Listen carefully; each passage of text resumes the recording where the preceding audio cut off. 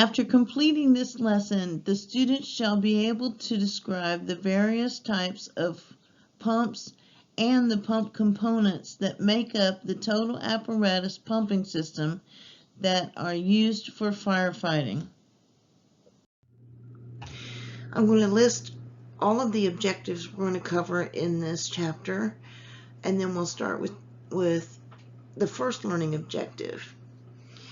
So to list them all, once you complete this chapter, you'll be able to first explain the operation of positive displacement pumps.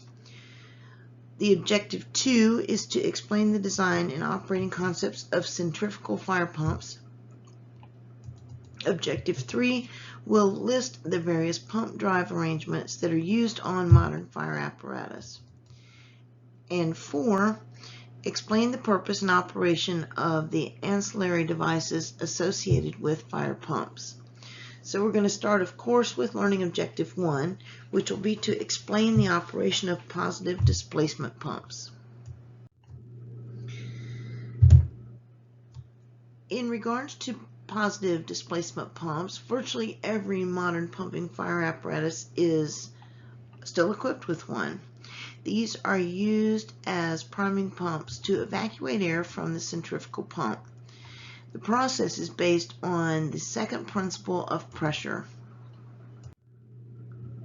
There are 2 types of positive displacement pumps: piston pumps and rotary pumps. In a piston pump, the piston moves back and forth inside a cylinder, just like in an internal combustion engine. The piston moves back and forth inside a cylinder, and the higher pressure inside the pump causes the discharge valve to open, allowing air to escape through the discharge lines. Once a piston completes its travel on the forward stroke and stops, the pressures equalize and the discharge valve then opens. A partial vacuum is created as the piston begins the stroke, and that causes the intake valve to open, and this allows air from the suction hose to then enter the pump. The pump repeats this process until it reduces pressure inside the hose to less than atmospheric pressure. Higher atmospheric pressure forces water to rise within the hose until the piston completes its travel and the intake valve closes. This is repeated until all air has been removed and the intake stroke introduces water into the cylinder itself. Once the pump is filled with water, then it is primed. Further strokes will force water instead of air into the pump discharge. You can see this illustrated in this slide. It's quite clear. With a single acting piston pump, every forward stroke causes water to be discharged, and every return stroke causes the pump to fill with water again. This does not produce a usable fire stream because no water flows during the return stroke. The discharge is a series of surges of water, each followed by an equal amount of time or an equal surge with no water. With a double-acting piston pump, there are 2 more valves that enable the pump to receive and discharge water on each stroke of the piston, producing a more constant stream. Here's an example of it. You can follow the flow of water in the diagram that's on this slide. With the double-acting piston pump, it produces output as a series of pressure surges with periods of no flow when the piston ends its travel in either direction. Pulses are not as noticeable in the fire stream operation as those of a single-acting piston pump.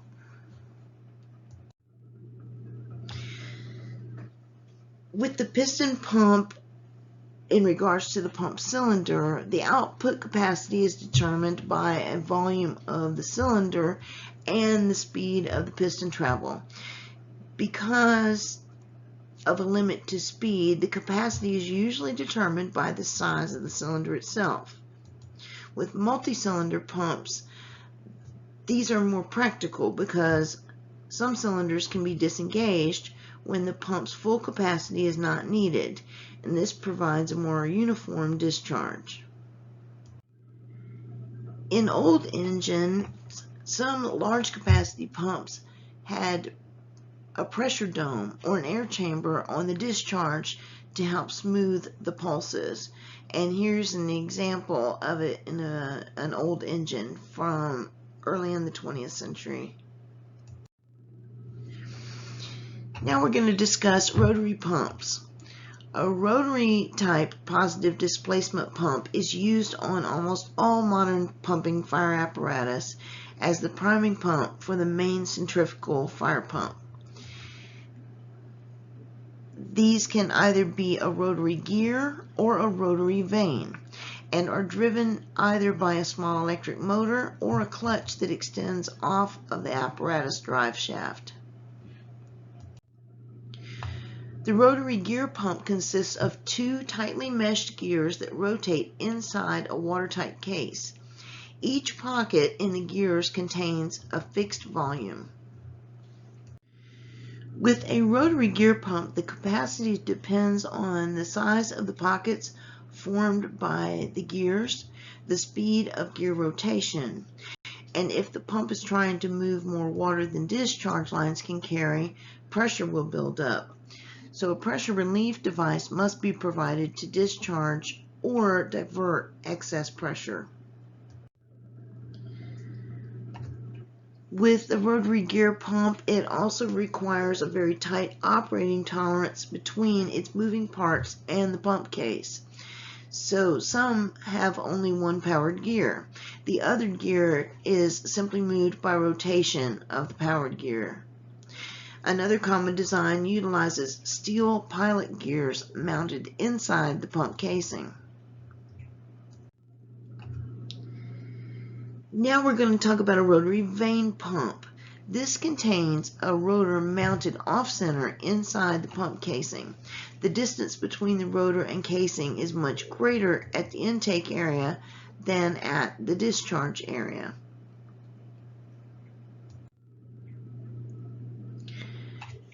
In a rotary vane pump, they are equipped with a series of vanes that are free to move within the slot where they are mounted.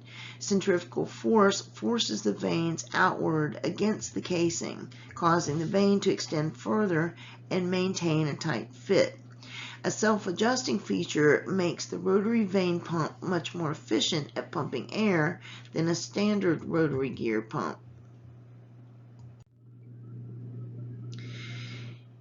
Also, in a rotary vane pump, when the vanes reach pump discharge, the pressure reaches its maximum level, forcing trapped air out of the pump.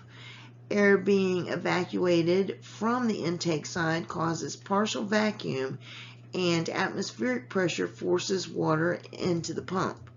Once it's full, the pump is primed and forces water out of the discharge. The driver operator should be familiar with the types of rotary pump that their apparatus uses as a priming pump. The driver operator should also be familiar with the manufacturer's instructions for operating the pump, and the pumps must be serviced and tested regularly to ensure proper operation. Some review questions. First, which basic principle of pressure is applied to the function of positive displacement pumps? That will be on page 140 of your text. Next question, list 4 types of modern positive displacement pumps. These will be on page 140 through 144 in the manual. Learning Objective 2. In this objective, we will explain the design and operating concepts of centrifugal fire pumps. A centrifugal pump is the primary fire pump on all modern fire apparatus. It is considered a non-positive displacement pump because it does not pump definite amounts of water with each revolution. It is extremely flexible and may allow fire personnel a variety of options to meet specific needs at an incident. In this slide, we see the major parts of a centrifugal pump, and it's pretty straightforward. You just follow from the top and work your way around, but you need to become familiar with each of these parts, and you need to pay attention to the blue arrows which show water flow. So again, become familiar with the terms which are the names of the parts of the centrifugal pump. Centrifugal pumps consist of two primary parts: the impeller, which transmits energy to water in the form of velocity, and the casing, which collects water and confines it to convert velocity to pressure.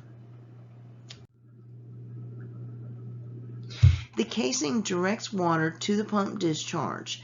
Water is then introduced into the pump through the eye of the impeller. The greater the diameter of the eye, the greater the flow capacity. The speed of the impeller depends on the design of the pump and the amount of pressure and volume desired. In this slide, you notice that as water contacts the vanes of the spinning impeller, centrifugal force throws it to the outside of the impeller. So if you just follow from left to right, it shows the intake and the water, which is the little blue part there, coming into the intake through the eye of the impeller, and as it revolves clockwise, you'll see that between slide 1 and slide 2, the water is thrown towards the outside. And then in slide 3, you see that it's built up velocity and it's throwing it faster to the outside. And then in the fourth slide, you see where it's not only thrown to the outside, but now is exiting up through the discharge.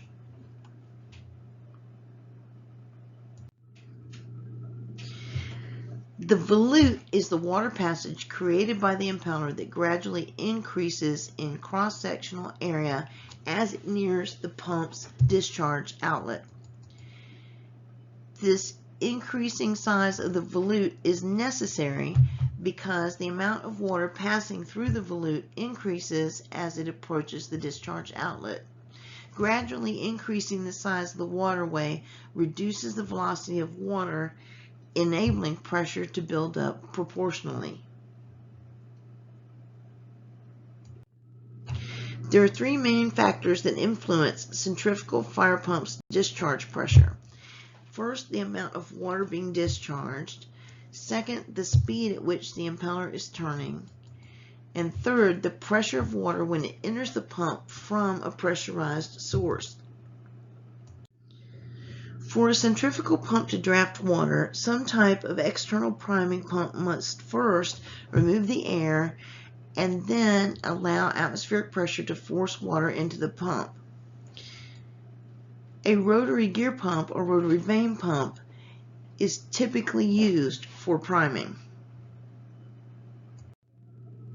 There are two basic types of centrifugal pumps, a single stage and a two-stage, and we're going to discuss those.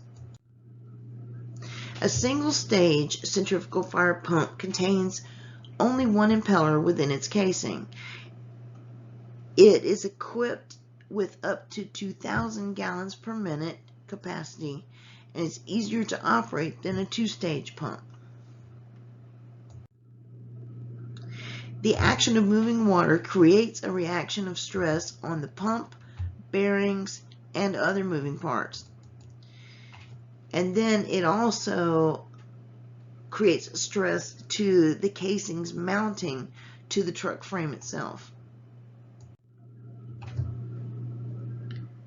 A double intake impeller minimizes stresses, lateral thrust created by large quantities of water entering the eye of the impeller.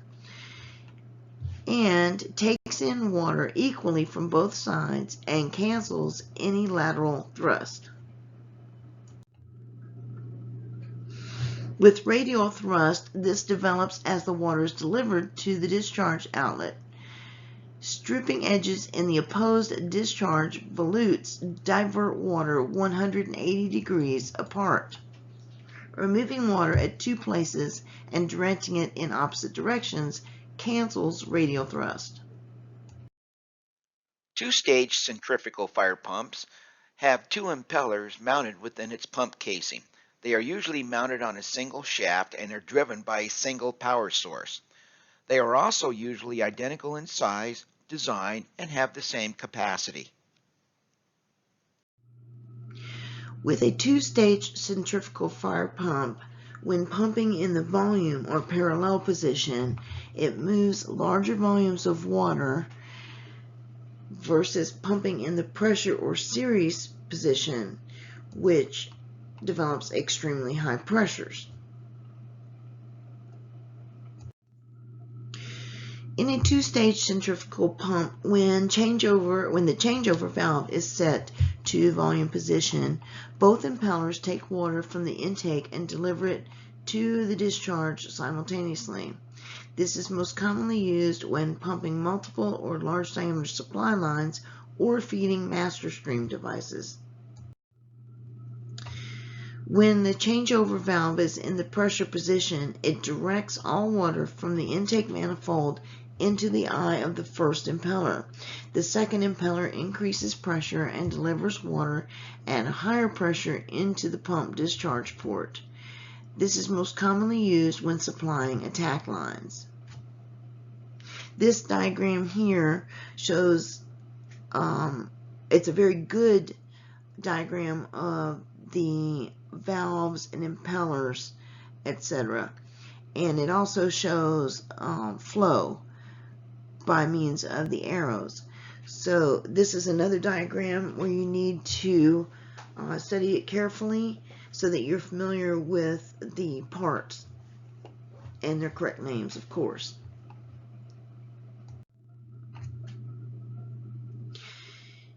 Now we're going to talk about operating two-stage fire pumps and specifically changeover.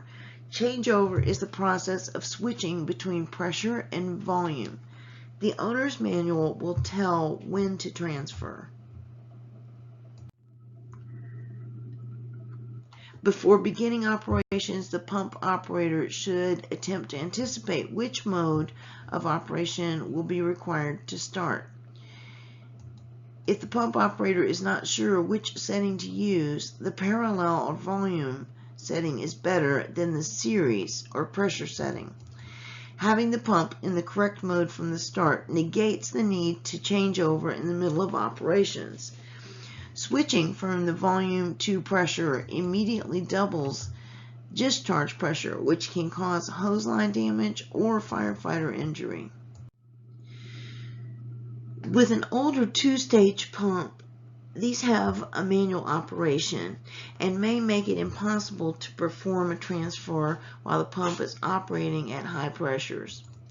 Newer pumps tend to utilize power-operated changeover valves. The centrifugal pump with more than two impellers are most common in fire departments that protect tall, high-rise structures. They can have as many as 4 impellers that are connected in a series. These can develop pressures up to 1,000 psi or 7,000 kilopascals. The increased pressure capabilities allow pumpers to overcome elevation pressure loss and supply sprinkler and standpipe systems in tall buildings. Some more review questions. First, explain the difference between positive displacement pumps and non-positive displacement pumps. This will be on page 145 of your text. Next question, what are the two primary parts of a centrifugal pump? This will be on page 146 of your text. And this question, What is the term for the process of switching between the pressure and volume modes of operation on a two-stage centrifugal fire pump? This will be on page 151 in your text. Now, learning objective 3. This objective will list the various pump drive arrangements that are used on modern fire apparatus. We're going to talk about mounting and drive arrangements. A fire department has several choices for how a fire pump will be driven based on numerous factors, including cost, appearance, space required, ease of maintenance, tradition, and the pump's expected use, which is the most important consideration. We're going to list the most common pump drive arrangements: the auxiliary engine driven, power takeoff or PTO driven, front mount driven, midship-transfer driven, and rear mount. With an auxiliary engine driven pump, this receives power from a separate engine independent of the engine used to propel the vehicle. You see an example of right here in this slide. Occasionally, an auxiliary engine driven pump is used for structural firefighting apparatus, but they're more likely to be found in special applications such as airport rescue and firefighting or ARF vehicles, wildland fire apparatus, mobile water supply apparatus, or trailer-mounted fire pumps, also portable fire pumps. The auxiliary engine driven pump is preferred when the department wants to either pump and roll or place the fire pump in a remote location from the apparatus. These auxiliary engine driven pumps are powered by engines with less than 50 horsepower and a pumping capacity of 400 gallons per minute or 1,600 liters per minute or less when used for wildland apparatus, mobile water supply apparatus, and portable pumps. Modern auxiliary engine driven pumps also may be equipped with foam proportioning and compressed air systems. These pumps are used on structural pumpers, ARF apparatus, and trailer-mounted applications are also used and tend to be large capacity pumps. Having a second engine creates additional maintenance work for the driver and mechanics. If the engine driving pump fails, apparatus may arrive at the fire scene but unable to pump water to fight the fire. This is an example of an auxiliary engine driven pump that's trailer mounted, and these trailer mounted pumps are commonly used at industrial and fire training facilities. Now we're going to talk about the PTO or power takeoff drive. This is powered by a drive shaft connected to the PTO on a chassis transmission. The optimum design for a PTO pump installation includes a minimum of angles in the drive shaft between PTO connection and the pump casing. If the drive shaft extends below the chassis frame rails, a skid plate should be used to provide protection. The PTO drive permits pump and roll operations, but it is not as effective as an auxiliary engine driven unit. When the pump is in use, the speed at which the PTO shaft turns is independent of the gear in which the chassis transmission is operating. It receives power from an idler gear in the chassis transmission itself. In recent years, manufacturers have developed PTO-driven pumps that are available for structural and ARF apparatus. Modern apparatus use the PTO arrangement to power more than just fire pumps.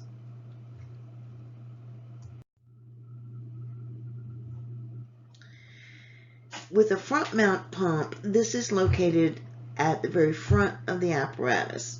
You see an illustration here on this slide where you've got the front mounted pump right in front of the radiator of the engine, and you've got like a table that extends out, and then the front mount pump is mounted on that.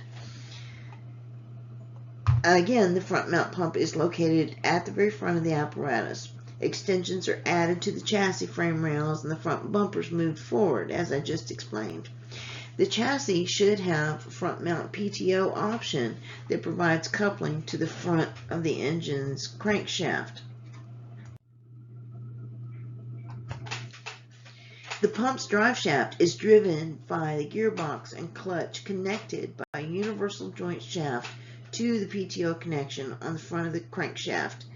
And there's a diagram of it here, and it's a very simple thing, so the drawing is absolutely straightforward. In a front mount pump, the pump is engaged and controlled from the pump location itself. This means that the driver operator is standing in front of the vehicle while the pump is operating. A lock will prevent road transmission from being engaged while the pump is operating.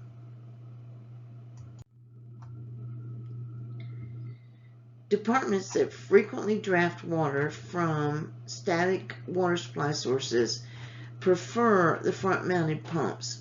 Having the pump on the front allows the driver operator to drive the rig straight towards a static water source. The pump being placed on the outside of the apparatus creates a couple of potential disadvantages. The pumping gauges are more susceptible to freezing in cold climates.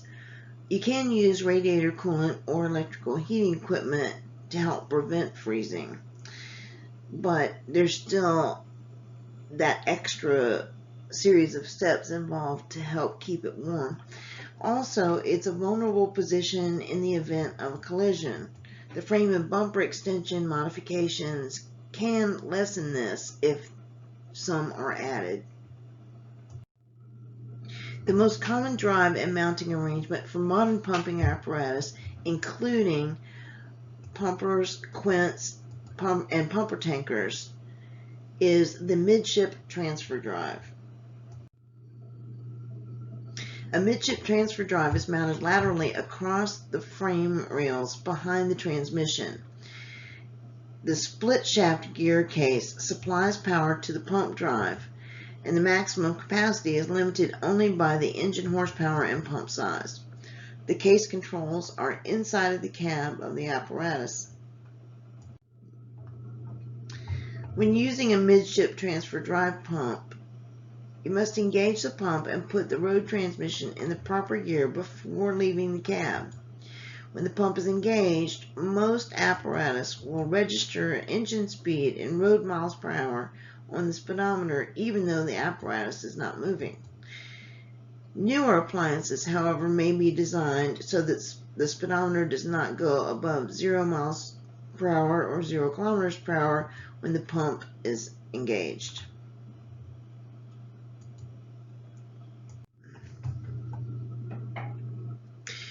Also, when using a Midship-Transfer Drive pump, the transfer of power from the rear axle to the pump driver involves proper meshing of the gears.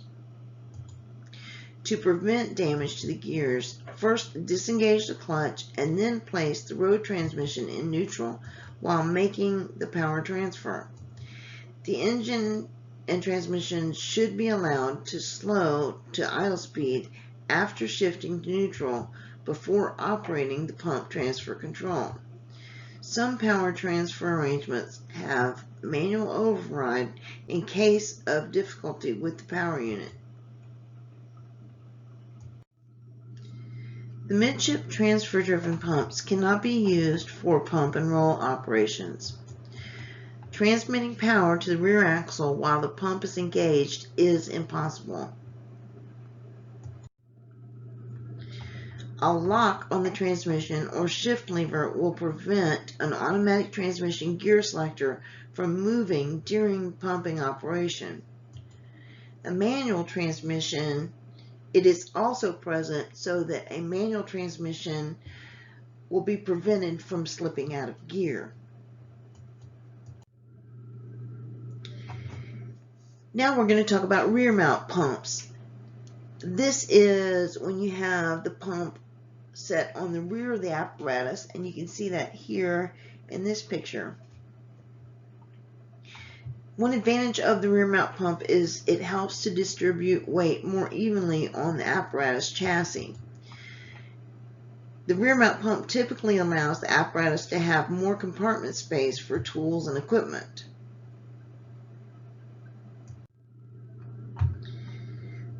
In a rear mount pump, the driver operator may be more directly exposed to oncoming traffic than in other pump positions, so that's one disadvantage.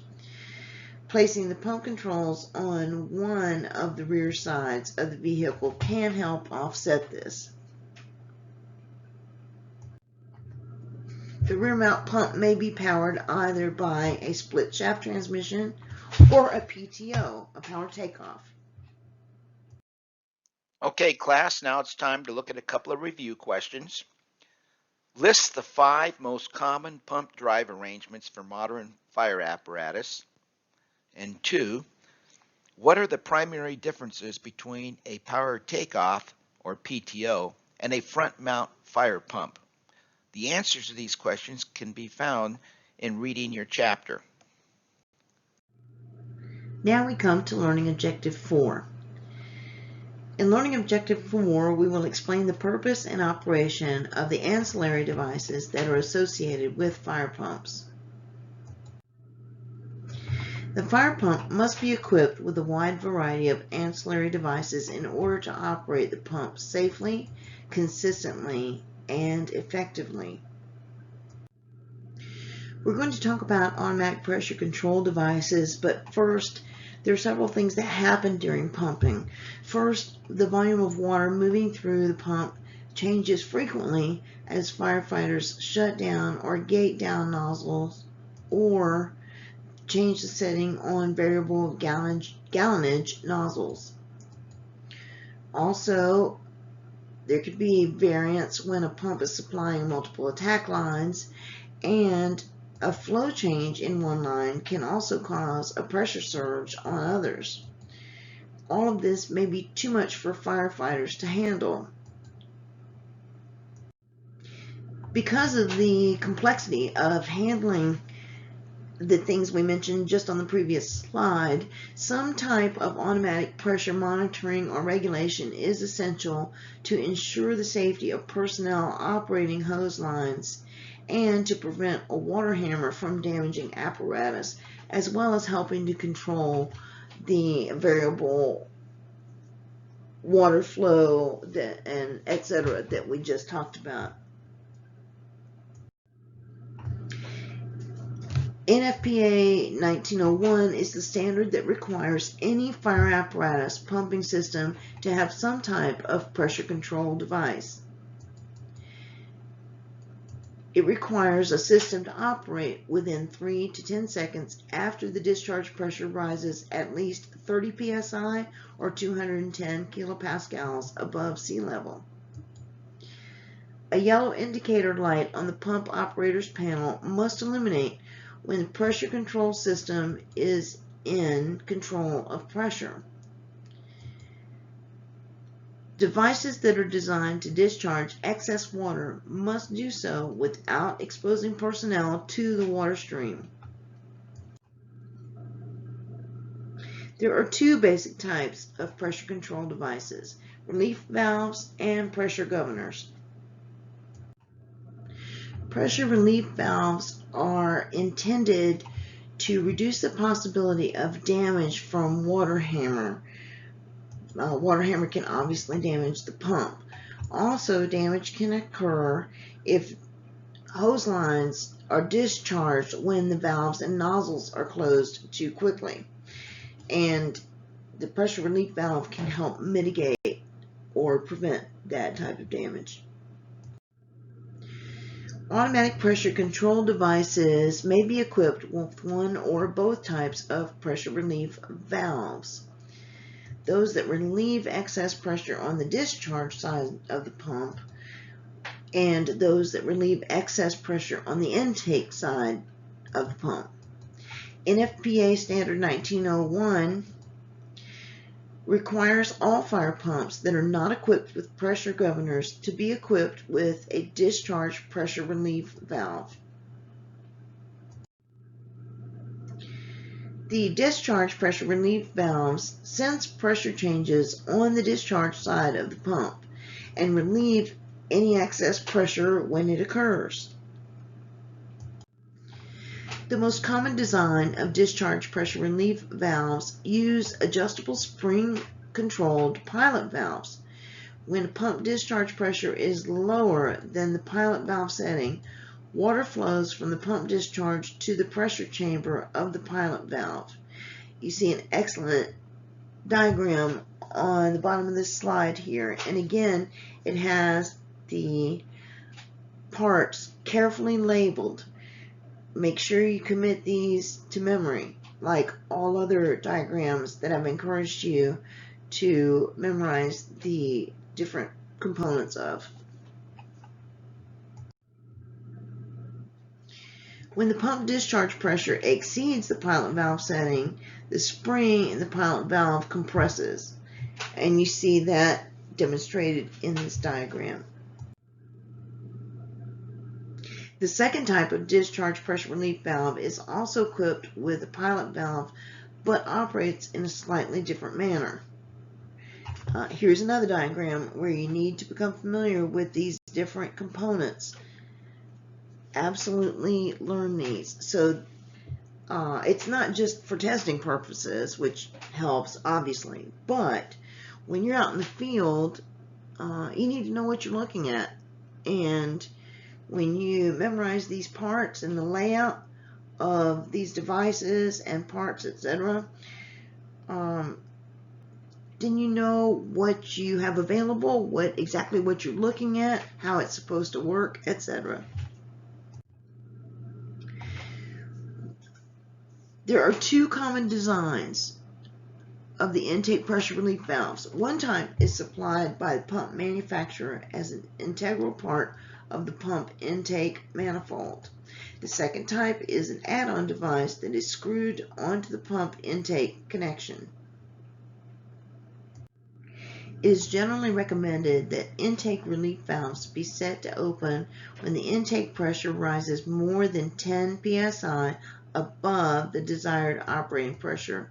Most screw-on intake pressure relief valves are also equipped with a manual shutoff valve that allows the driver-operator to stop the water supply.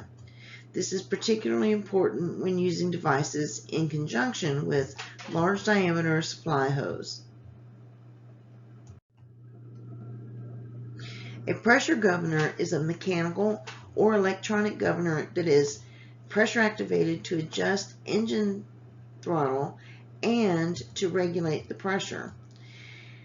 It regulates the engine's power output to match the pump's discharge requirements and can be used in conjunction with a throttle control, engine throttle, and a pump discharge. This is a diagram of pressure governor and how it fits in terms of the engine and the centrifugal fire pump, and it shows all the various components and their proper names. And again, like all diagrams, this one needs to be memorized as well, so you know all the proper terms for all the proper components, where they're located, etc. A mechanical governor is more commonly equipped or found on older apparatus. One style of mechanical governor utilizes the control handle. That is what you see in the diagram here. You see right at the top center of the diagram, you see the control handle, and then you need to learn the layout and part names for this control handle type mechanical governor. There's a second type of mechanical governor that reduces and increases engine speed under the control of a rod connected to a piston in the water chamber. The mechanical pressure governor has two settings. You have the draft setting or closed, and this must be used when drafting or pumping from the apparatus's water tank. And then you have the hydrant setting or open, and this must be used when pumping from the hydrant or being supplied by hose lines from another pumper. When the control handle is pushed in to lower the split nut against the serrated piston shaft, the water pressure on the discharge side of the pump governs the engine speed. If a hose line is shut off, the increase in pressure will cause the serrated piston to move from its set position. This causes the carburetor or fuel control linkage to adjust the butterfly valve. This reduces the engine speed, and when a discharge line is reopened, the reverse occurs. The piston moves back to increase the engine speed and returns to the preset pump pressure position.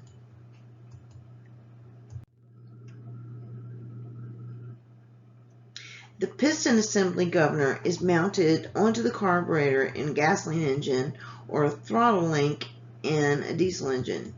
This reduces or increases the engine speed under the control of a rod connected to a piston in a water chamber. This is the piston assembly governor that's mounted on the carburetor itself. We mentioned this. This slide, again, you need to be familiar with all of the parts and their proper names, where they are located for this type of governor. This is a piston assembly governor. A flexible diaphragm in the water chamber isolates the piston and spring assembly from the water.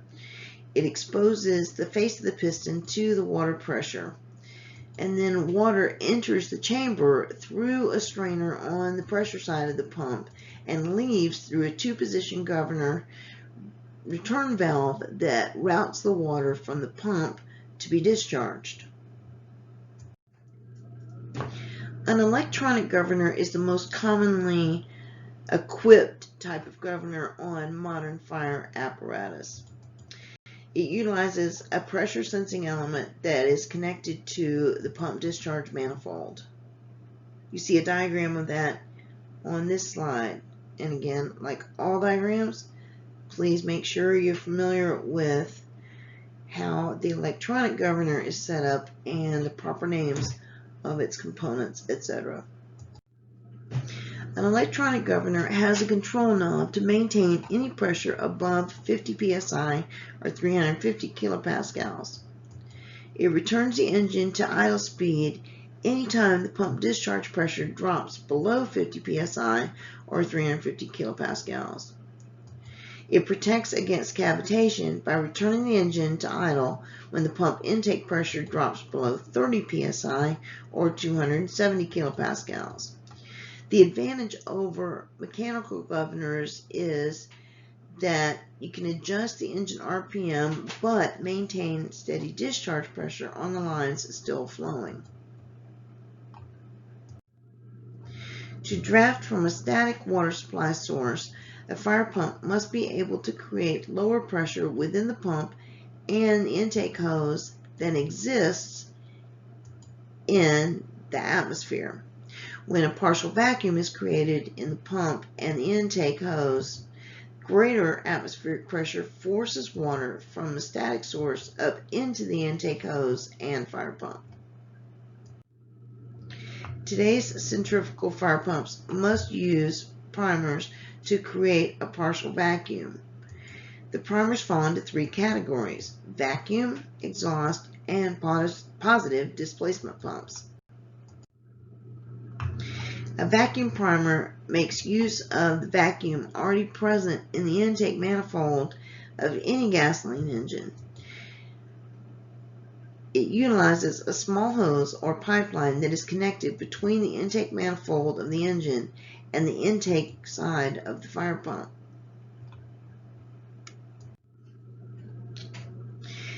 This is a diagram of a vacuum primer system. Again, like all diagrams, make sure you're familiar with where it's mounted, as you see in the diagram here, and all of the components, where they are located, and their proper names. Make sure you learn these.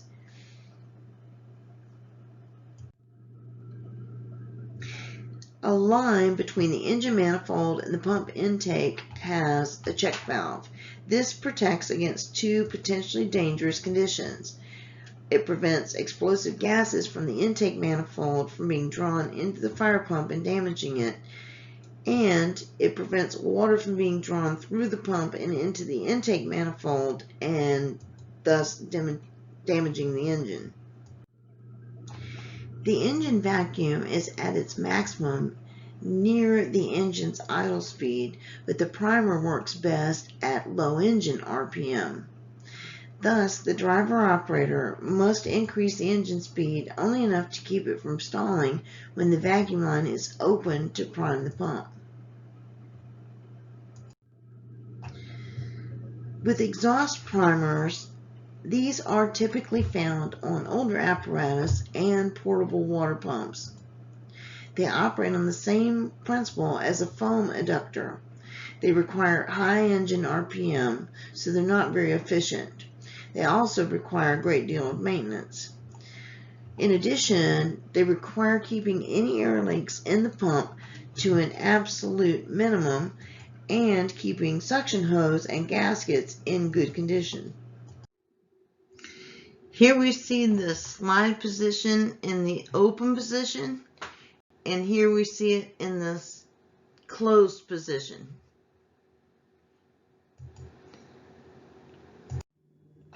Here we see positive displacement pump primers. These are used on most modern fire apparatus. Small capacity sizes of both rotary vane and rotary gear type pumps are the most common. It requires relatively high RPM compared to a rotary gear primer. Electronic motor-driven primers are used on most modern apparatus. This allows maximum flexibility in mounting and application of common designs of primers to different chassis and pumps. It can be operated effectively regardless of engine speed. The primer pump inlet is connected to a primer control valve that is in turn connected to the fire pump.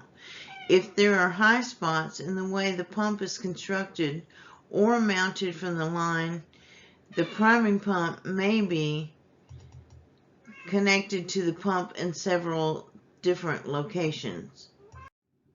Most positive displacement primers use oil supply or some other fluid to serve two purposes. It seals gaps between gears and case and improves the efficiency of the primer itself. The vent should be checked frequently to ensure that it's free of dirt. If the apparatus has a transfer case driven down from the primer, the desired engine RPM for primer operation depends on the construction of the primer, the fast gear ratio of the transfer case, and other features unique to the installation. The operating manual for the fire pump or apparatus should specify the desirable engine speed or RPM for priming. On most apparatus, this will be about 1,000 to 1,200 RPM.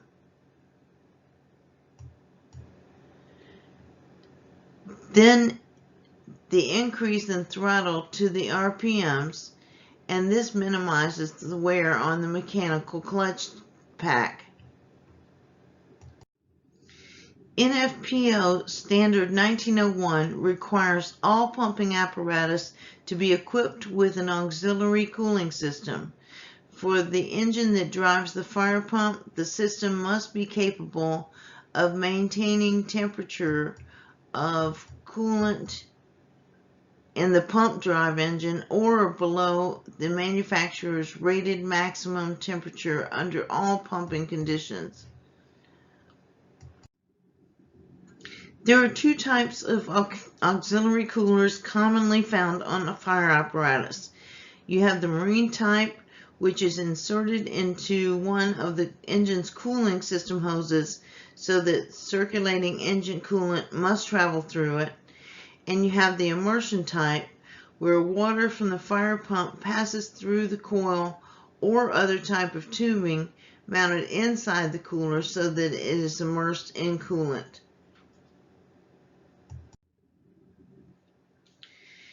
Here are the two different types of cooling system.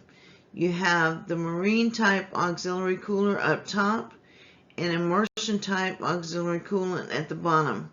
Both types of auxiliary coolers are constructed so that coolant in the radiator does not come in contact with cooling water from the fire pump.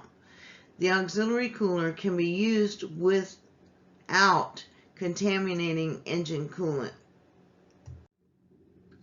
Now we're going to talk about purple wear rings. Centrifugal fire pumps have no positive mechanical isolation between the discharge side of the pump and the intake in the impeller.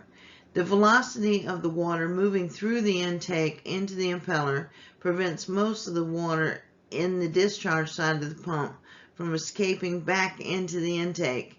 Because the pressure of the volute is higher than that in the intake side of the pump at the eye of the impeller, a very close tolerance must be maintained between the pump casing and the hub of the impeller.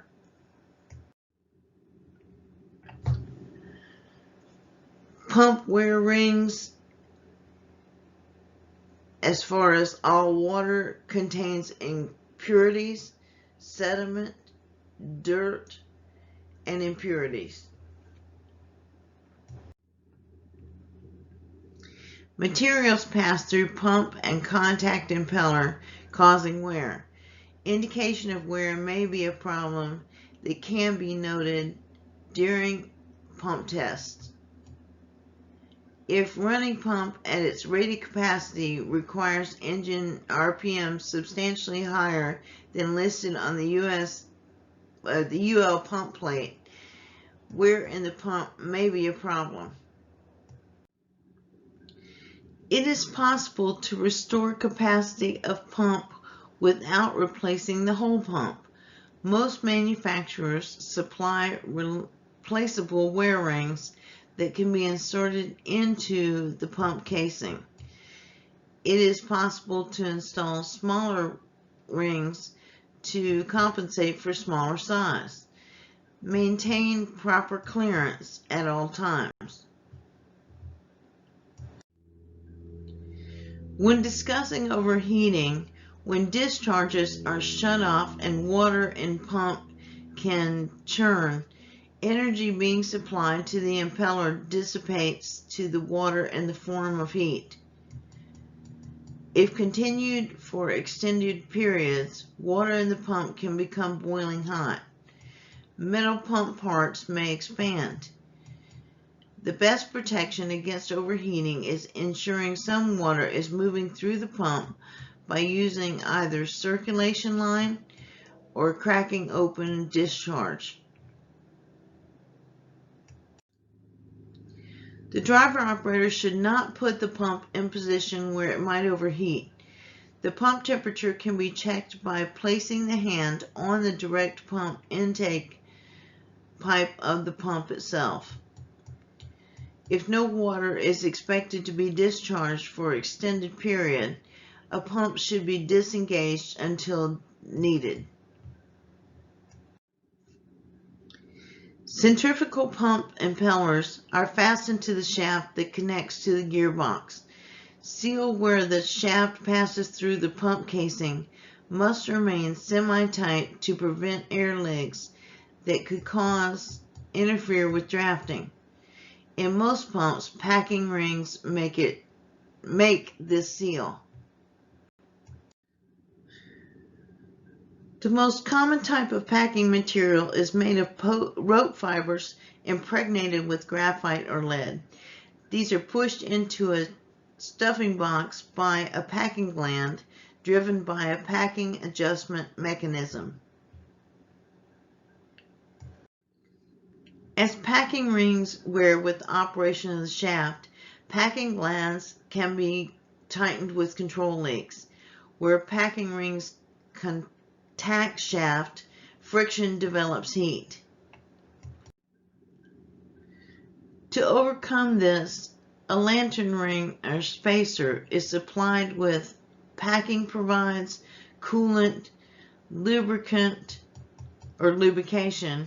Lantern ring allows a small amount of water to leak around packing and prevents excessive heat buildup. If packing is too tight, water cannot flow between packing and shaft. Excessive heat builds up as a result. And if packing is too loose, excessive water will leak from the pump during operation, and air leaks will hinder the pump's ability to draft.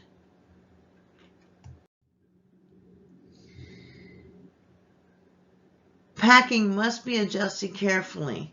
When pump is operating under pressure, water should drip from packing glands, but not run in steady streams. It receives needed water for lubrication only if the pump is full and operating under pressure. Operating pump dry for any length of time damages the shaft.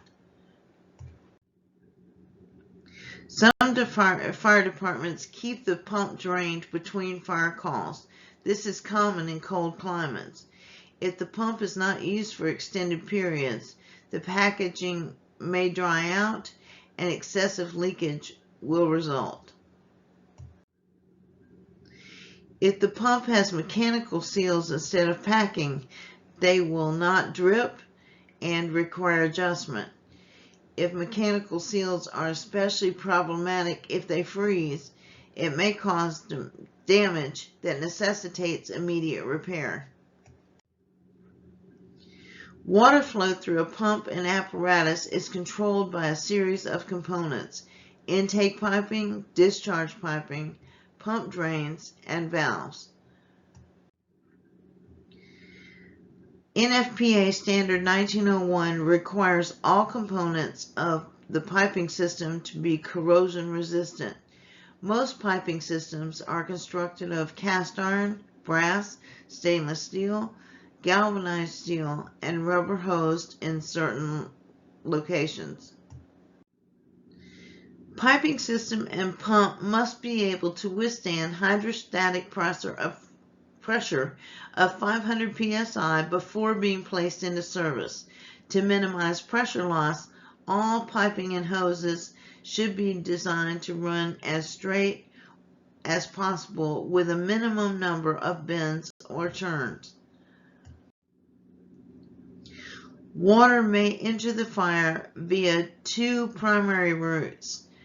First is through piping that connects pump and apparatus water tank, and the second is through piping that connects the pump to external water supply. NFPA Standard 1901 states that piping should be sized so that pumpers with a capacity of 500 gallons per minute or 2,000 liters per minute or less should be capable of flowing 250 gallons per minute or 1,000 less liters per minute from their booster tank. Pumpers with capacity greater than 500 gallons per minute or 2,000 liters per minute should be able to flow at least 500 gallons per minute or 2,000 liters per minute from the tank.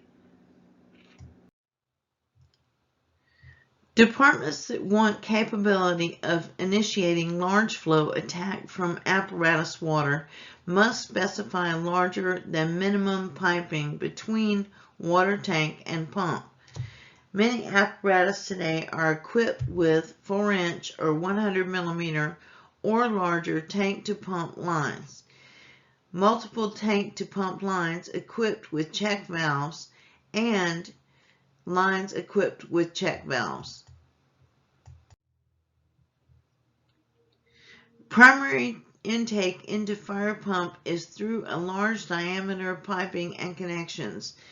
On front mount pump, pipe and connection extend from the lower portion of the pump.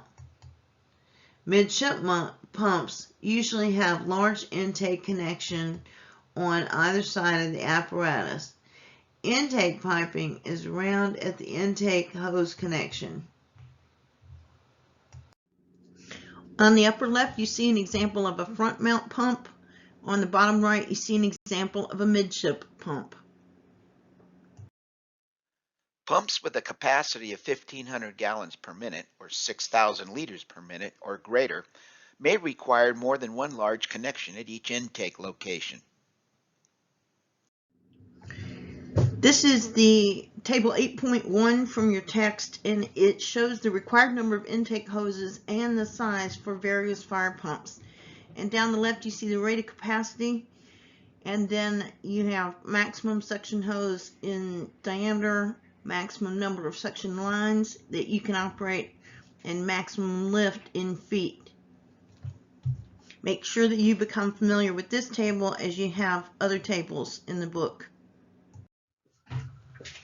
Additional large diameter intakes may be piped from midship pump to front or rear of the apparatus.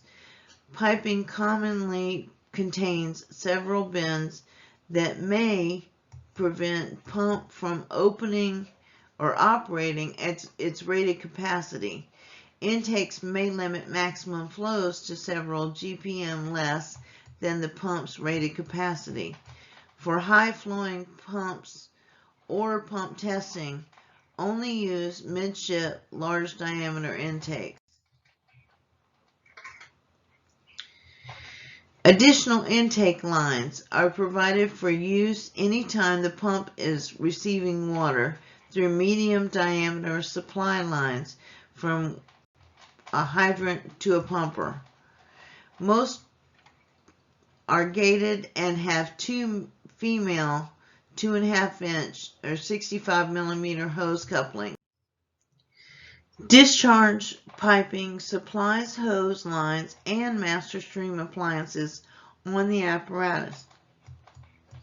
It usually has a locking ball valve that should always be locked when opened. NFPA 1901 standard requires all valves to be designed so they are easily operatable at pressures up to 250 psi or 1,702 kilopascals.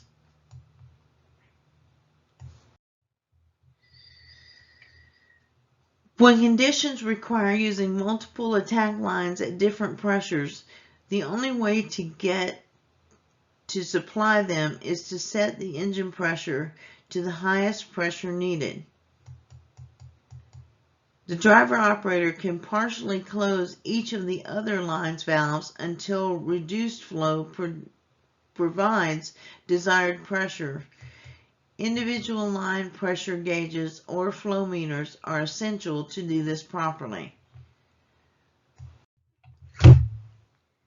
According to NFPA Standard 1901, apparatus must have two 1/2-inch or 65 millimeter or larger discharge outlets to flow rated capacity of the fire pump. And this table shows those very readings.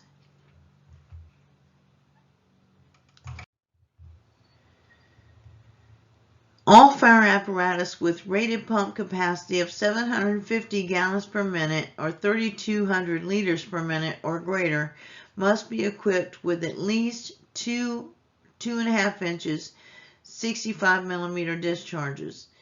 Pumps rated at less than 750 gallons or 3,000 liters per minute are required only to have one 2.5 inch or 65 millimeter discharge.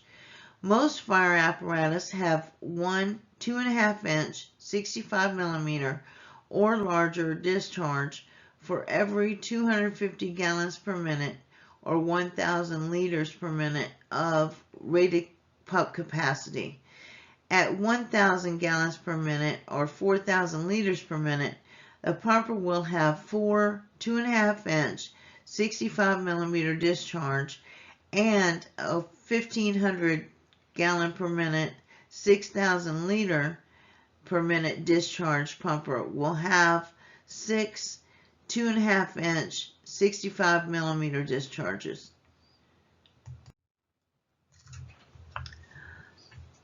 To meet the NFPA 1901 standard, discharges longer than 2.5 inches or 65 millimeters must not be located directly on the pump operator's panel. Discharges to which 1.5, 1 3/4, and 2 inch or 38, 45, and 50 millimeter hand lines are attached must be supplied by at least 2 inch or 50 millimeter piping. In recent years, fire departments that utilized larger diameter, which is 4 or 5 inch or 200 or 250 millimeter supply hose, commonly have specified one or more large diameter discharges. Larger piping and valve can cost more.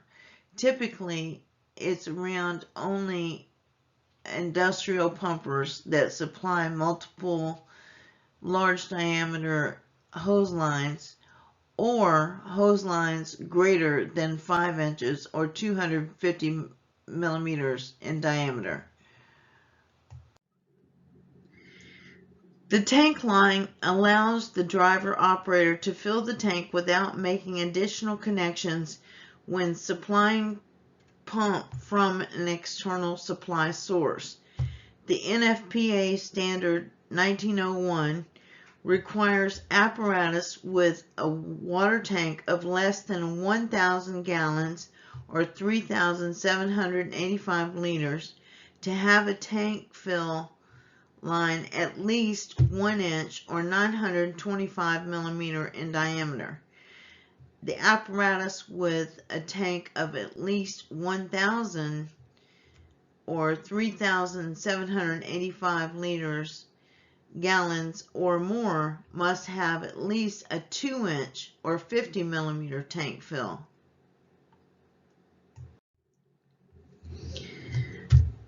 A tank fill line can be used to circulate water through the pump to prevent overheating when no lines are flowing. In a two-stage pump with a fill line coming off of the first stage, overheating can still occur in the pump's second stage. A specially driven circulator valve more effectively prevents overheating. Some pumpers have booster line cooling valves. This serves the same function as a circulator valve by diverting portion of the discharge water into the tank. Piping consists of small copper tubing that limits flow to approximately 10 to 20 gallons per minute or 40 to 80 liters per minute. During prolonged operations with high intermittent flows or when operating at very high pressures, it may not be enough water to keep the pump cool. Now we're going to talk about valves. Although the driver operator controls the valve of water throughout the pump and piping system, when the pump is new, the valves must be airtight. They require maintenance as they age and are subjected to frequent use. NFPA Standard 1901 requires all valves on intakes or discharges that are 3 inches or 77 millimeters or greater to be equipped with slow-acting valve control. This prevents movement from fully opened to fully closed positions or vice versa in less than 3 seconds. It helps minimize risk of damage from water hammer when large volumes of water are moving. A ball valve is the most common valve design on fire apparatus. It permits full flow through piping with minimum of friction loss when fully opened. Most are operated mechanically using a push-pull or quarter-turn handle. Push-pull handles, commonly called T-handles, use sliding gear tooth rack that engages sector gear connected to the valve stem. It provides mechanical advantage that makes the valve easier to operate under pressure and allows the driver operator to set pressures precisely to individual lines. It operates linkage design, can allow valve to be mounted remotely from the pump panel. The push-pull lever usually has a flat handle that can be turned 90 degrees to lock the valve in any position. The driver operator must pull the lever straight and level or the shaft will bind and valve will be inoperable from that point onward. Quarter-turn handles are handles that are mounted directly on the valve stem. A 90-degree turn of the handle opens or closes the valve. Most modern versions lock by rotating the handle clockwise. Newer apparatus may have valves that are controlled hydraulically, pneumatically, and electronically. Fire apparatus also use gate or butterfly valves, which is the most commonly used on large diameter intakes and discharges. Drain valves are most connections to pump or intake or outlet side of the control valve. On discharge lines, they provide a way for the driver operator to relieve pressure from the hose lines after being discharged through the valve and the nozzle have both been closed. This is useful when hose line was not bled off by opening the nozzle and the nozzle is a great distance from the apparatus. Opening a bleeder valve on the line side of the intake valve permits water to force air from the hose through the bleeder line as it fills. When all air has been evacuated from the line and the bleeder is discharging a steady stream of water, the driver operator can close the drain valve, open the intake valve, close the tank to pump valve, and make the transition with no interruption to flow. With pump and piping drains, remove all water from the system in climates where freezing might occur. This must be supplied at the lowest point on the pump and each line connected to it. The operating control handle opens all drains simultaneously and drains pump with one operation. The drain in the valve should not be opened when the pump is operating with pressure vacuum on the inside or on the intake.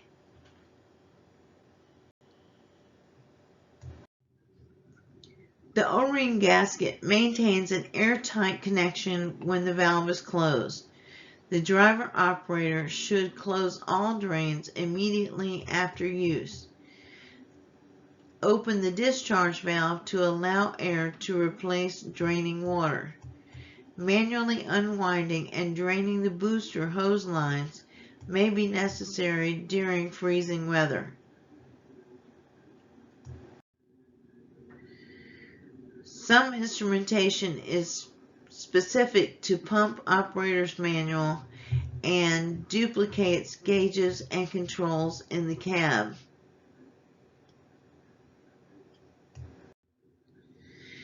NFPA 1901 standard requires pump operator's panel to have following controls and instruments: the master pump intake pressure indicating device, the master pump discharge pressure indicating device, the waterproof tachometer, the pumping engine coolant temperature indicator, the pumping engine oil pressure indicator, the pump overheat indicator, and the voltmeter.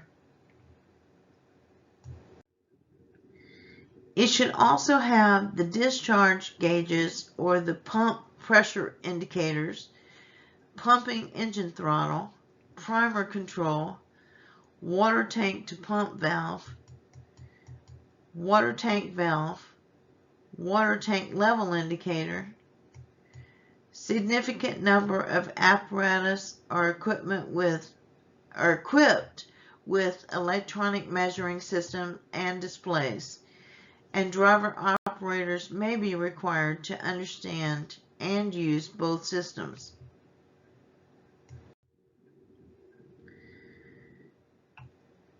Two primary gauges used to determine water pressure entering and leaving the pump are the master intake and the discharge gauges.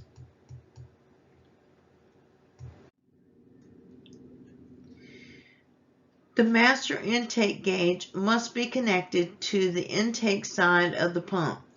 It must be capable of measuring either positive or negative pressure. It is usually calibrated from 0 to 600 psi for positive pressure and from 0 to 30 inches of mercury for vacuum. It indicates residual pressure when the pump is operating from pressurized supply source.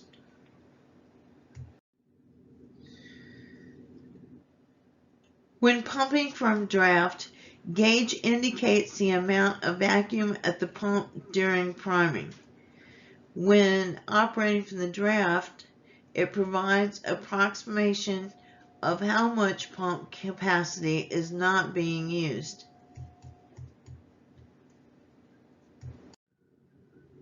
The discharge pressure gauge registered pressure as it leaves pump before it reaches the gauges for individual discharge lines. It must be calibrated to measure up to 600 psi, and if the pumper is equipped to supply high pressure streams, it may be calibrated up to 1000 psi. Gauges must have external connections to allow installation of calibrated gauges for service tests.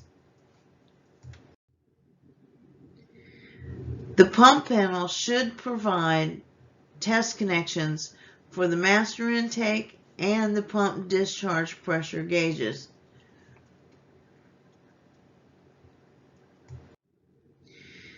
The tachometer records engine speed, in which revolutions per minute, RPM, can give experienced driver valuable information about the pump's condition and its useful means about analyzing difficulties within the pump. The initial acceptance of the pump can be determined by the RPM required for the pump to reach its rated capacity. It is recorded on identification plates on the pump panel. Gradual increase in RPM to pump rated capacity indicates wear in pump and a need for repairs.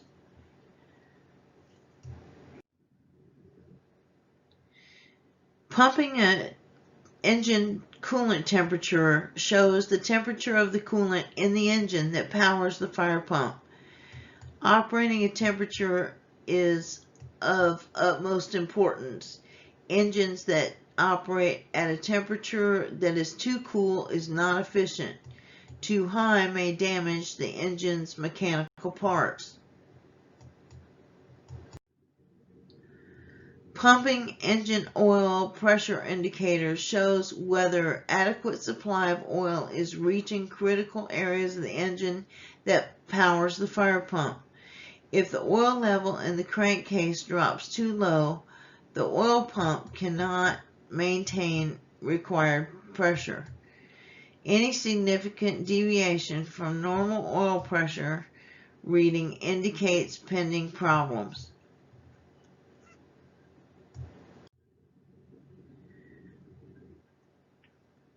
The pump overheat indicator may include audible or visual indicators that warn the driver-operator when the pump overheats. The voltmeter provides a relative indication of battery condition and alternator output. The voltage altimeter output indicates maximum voltage available when the battery is fully charged. Discharge gauges or pump pressure indicators are connected to individual discharge fittings of the pump.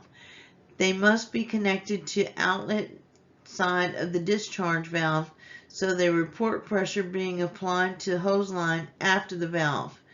This allows the driver operator to reduce the pressure in an individual discharge from the overall pump discharge pressure.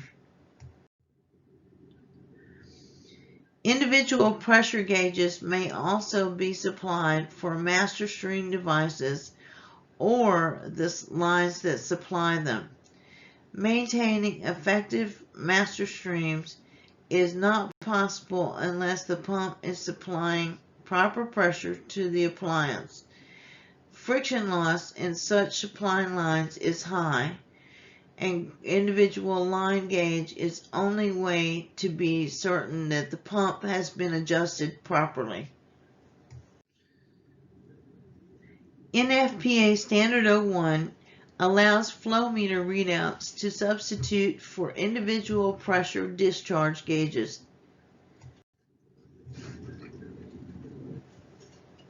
Pump engine throttle must contain pumping engine throttle, increases or decreases the speed of an engine that powers the fire pump, and allows the driver operator to control the amount of pressure to the fire pump supplies to the discharge.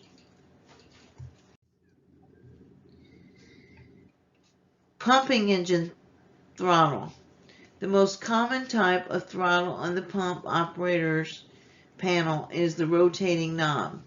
The driver operator turns the throttle one way or the other until the desired RPM or pressure is achieved. Now let's talk about primer control. Primer control operates the priming device for drafting from a static water supply.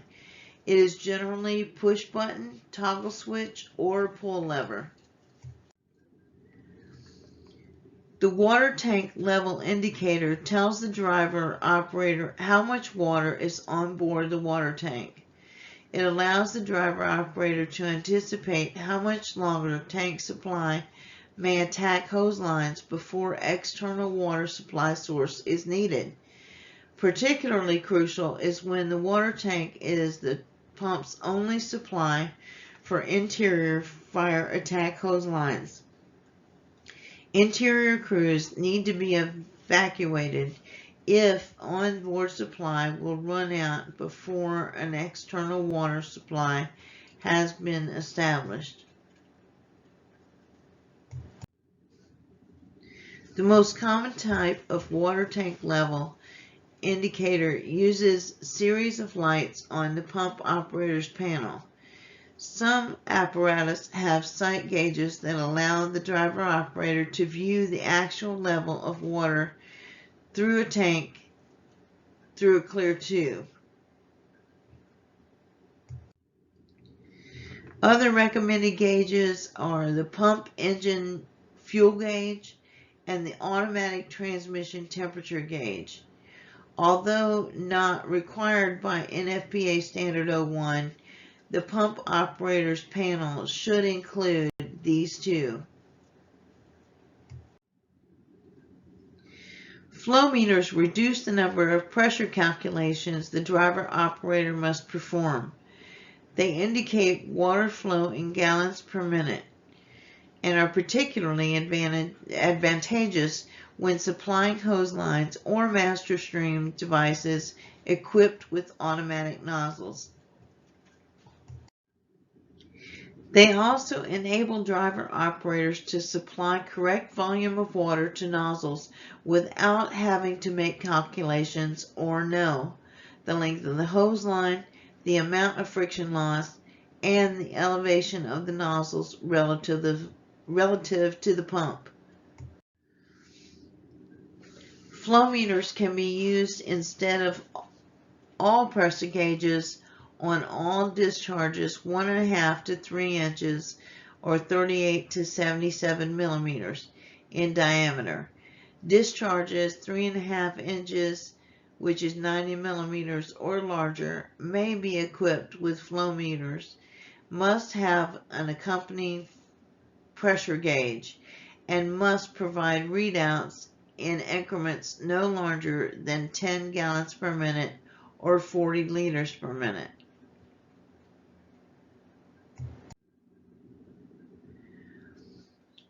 Fire service commonly uses two basic types of flow meter sensors. First is a paddle wheel, which is mounted on top of a straight section of pipe so that it extends very slightly into the waterway and reduces problems of impeded flow, damage by debris. Also, it uses a spring probe. This uses stainless steel spring probe to sense water movement in discharge piping. This is an example of a paddle wheel flow meter.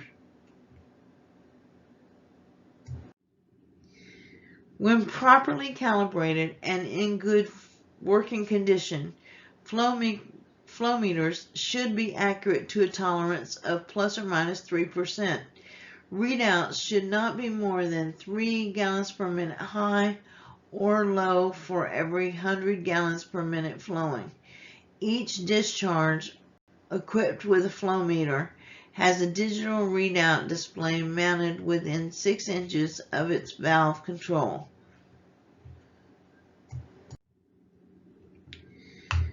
Some apparatus have central flow meter monitoring devices that provide information including flow through any particular discharge at that time, total amount of water being flowed through the pump at that time, and total amount of water that has been flowed out through the pump through the duration of that incident. What type of devices do firefighters rely on to prevent the fire apparatus, driver operator, and other personnel from being exposed to a pressurized water stream?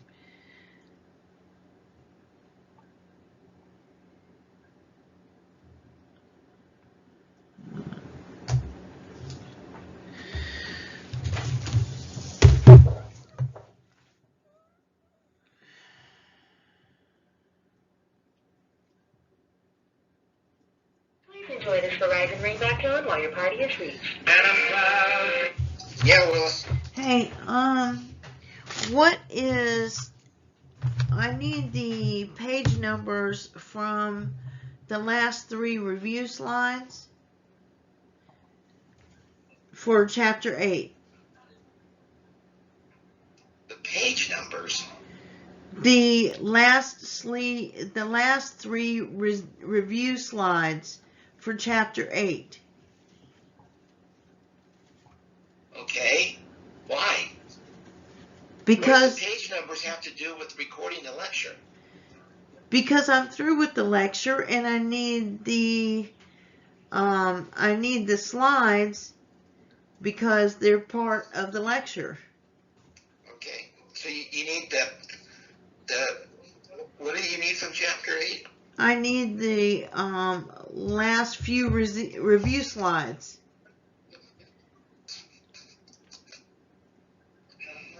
I don't have the review slides. They're on JBL. I mean, they're on. They're in that Fire 058 PowerPoint slides. Oh, okay. Never So mind. get on the OneDrive. Okay, get into the recorded lectures, and then go to chapter 8, and you'll have all your slides. Okay. Okay, put it on slide sorter, and that way it'll tell you which slide you left off on recording. Okay. All right, you sound a little bit more sober today. I'm fine. All right. Tony there? No. All right. No. She left really early this morning. Okay. So. You got plenty of food now and toilet paper. Yeah. I'm good to go. All right, let's see if you keep your end of the bargain and get this recording done. Yeah. I'm going to, this was 192 pages. So I'm going to. 192 slides. 192 slides. So I'm going to take a little bit of a break and then keep going. Okay. All right. All right. Just get them done. Yeah, I will. And the grading. Yeah, I know. Okay, bye. Bye.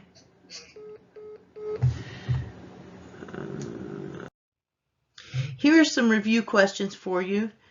What are the first two types of auxiliary cooling devices found on fire apparatus?